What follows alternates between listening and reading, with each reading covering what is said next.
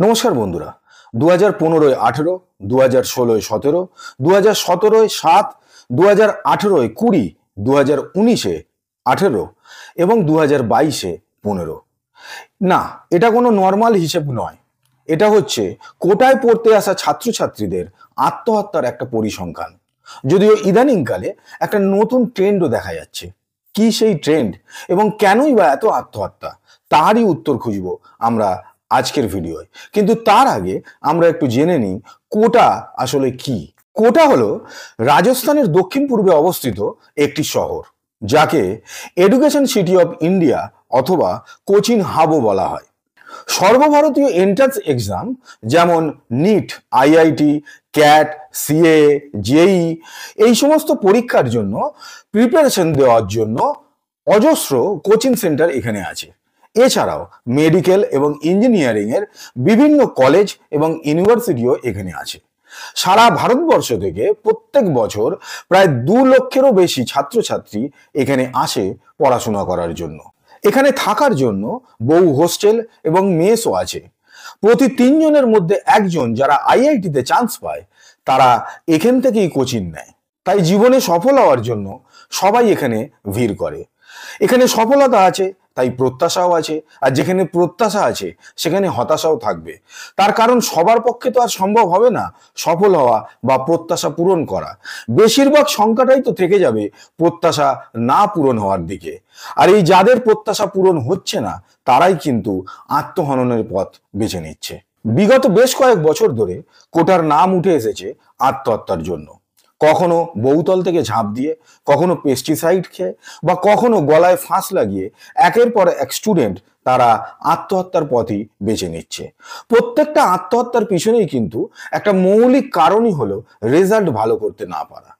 ইদানিং আর একটা নতুন ট্রেন্ড দেখা যাচ্ছে, যেটা নিয়ে ছাত্রছাত্রীদের বাবা মা এবং ওখানকার যে লোকাল প্রশাসন আছে তারা পর্যন্ত জেরবার হয়ে যাচ্ছে। সেটা হলো পালিয়ে যাওয়া, এসকেপিং।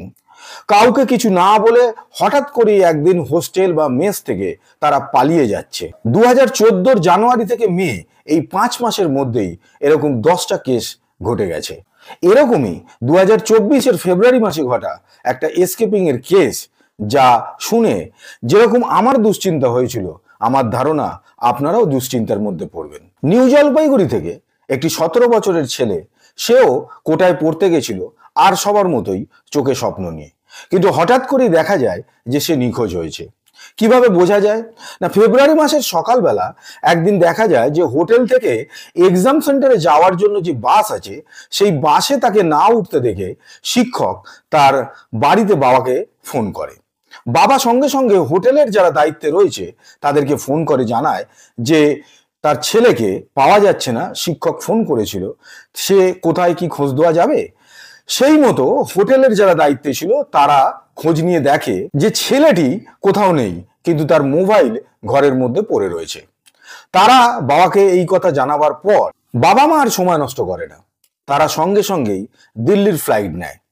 দিল্লিতে ফ্লাইটে পৌঁছবার পর সেখান থেকে ট্রেন নিয়ে কোটায় পৌঁছয়। ততক্ষণে যদিও পুলিশ কিন্তু তাদের তদন্ত শুরু করে দিয়েছিল, খোঁজাখুঁজি তারা চালাচ্ছিল। এরই মধ্যে এক সিসিটিভি ফুটেজ সামনে আছে, সেখানে দেখা যায় যে ছেলেটি কোটা রেলওয়ে স্টেশনে একের পর এক ট্রেনে উঠছে এবং ট্রেন যাওয়ার আগে প্রত্যেকবারই সে নেমে পড়ছে। যদিও শেষ অবধি সে একটা আগ্রাগামী ট্রেনে উঠে পড়ে। এটা সিসিটিভিতে পাওয়ার পরই কিন্তু সঙ্গে সঙ্গে বাবা মা এবং একজন কনস্টেবল তারাও আগ্রা যাওয়ার সিদ্ধান্ত নেয়। এরই মধ্যে পুলিশ আবার খবর দেয় যে আগ্রা থেকে ছেলেটি পণ্ডিত দীনদয়াল উপাধ্যায় রেল স্টেশনে যাওয়ার জন্য ট্রেনে উঠে পড়েছে। সঙ্গে সঙ্গে বাবা মা এবং কনস্টেবল তারা আবার রওনা দেয় আগ্রার উদ্দেশ্যে। কিন্তু এরই মধ্যে দেখা যায় যে ছেলেটি আগ্রার বদলে অযোধ্যার দিকে যাচ্ছে। কিন্তু এর মধ্যে পুলিশের কাছে একটা জিনিস চলে আসে, একটা ইনফরমেশন আছে, এই ছেলেটিকে খুঁজে বার করার ক্ষেত্রে ভীষণভাবেই সহায়তা করেছিল। পুলিশেরা জানতে পারে যে ছেলেটি তার প্রয়াত ঠাকুমার সিম ইউজ করছে, ফলে স্বাভাবিকভাবেই মোবাইল নাম্বারটা তারা ট্র্যাকিং এ দিয়ে দেয়। এই ট্র্যাকিং থেকে জানা যায় যে সে অযোধ্যার বদলে পাটনায় পৌঁছে গেছে। বাবা মা সঙ্গে সঙ্গে পাটনার উদ্দেশ্যে রওনা দেয়। কিন্তু এরই মধ্যে পুলিশ জানায় যে সে পাটনায় কিন্তু থেমে নেই, পাটনা থেকে সে পশ্চিমবঙ্গের দিকে আসছে। এইটা জানতে পারার পর বাবা মা ভাবে হয়তো তার সন্তান বাড়ি ফেরার চেষ্টা করছে। তারাও সঙ্গে সঙ্গে কিন্তু পশ্চিমবঙ্গের দিকে রওনা দেয় এবং দেখা যায় যে ছেলেটির মোবাইল টাওয়ার দেখাচ্ছে যে সে হাওড়া স্টেশন অব্দি পৌঁছে গেছে। হাওড়া স্টেশনের সিসিটিভি থেকে দেখা যায় যে এখানে ট্রেন থেকে নামার পর একটি নির্দিষ্ট জায়গায় সে প্রায় 3 ঘন্টা একইভাবে বসেছিল। এরই মধ্যে আবার পুলিশ ফোন করে তার বাবা মাকে জানায় যে সে শিয়ালদা স্টেশনে পৌঁছেছে এবং শিয়ালদা স্টেশন থেকে নিউ জলপাইগুড়ি যাওয়ার জন্য দার্জিলিং মেলে উঠেছে। এই খবর পাওয়ার পর বাবা মা এবং পুলিশ প্রশাসন, এই ছেলেটির যত আত্মীয় স্বজন আছে, বন্ধু বান্ধব আছে, যে যেখানে ছিল তারা সবাই নিউ জলপাইগুড়ি স্টেশনে এসে উপস্থিত হয়ে যায়। তার কারণ ছেলেটাকে বাঁচাতেই হবে, কখন কি করে ফেলবে তা কেউ জানে না।